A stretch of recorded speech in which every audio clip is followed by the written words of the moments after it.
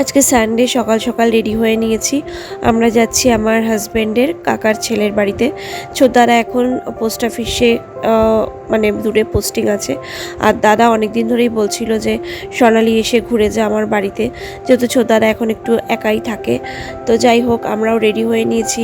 আর আমারও জ্বর, ছেলেরও জ্বর, দুজনেরই জ্বর। শরীরটাও ভালো না, সকাল থেকে যেতে ইচ্ছা করছিল না, শরীর ছেড়ে দিয়েছিল।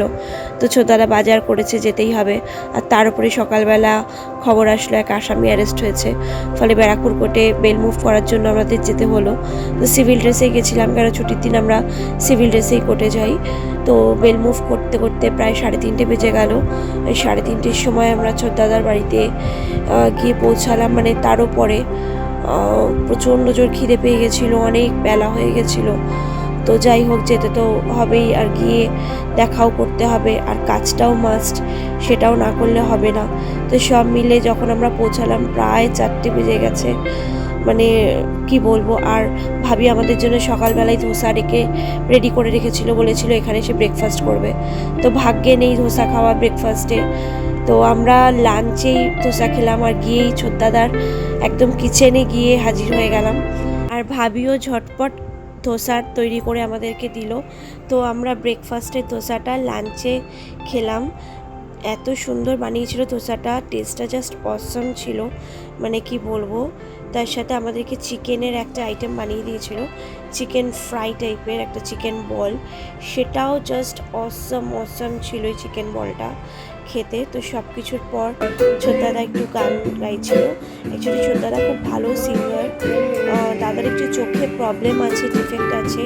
তো তারপরেও ছোটদাদার এত ট্যালেন্ট, কি বলবো।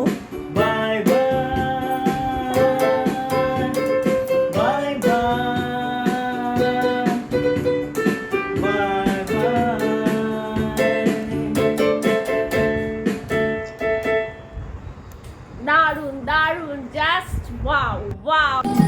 এরপর আমার হাজব্যান্ড আমাকে একটা গান ডেডিকেট করলো, জাস্ট বিশুরে একটা গান।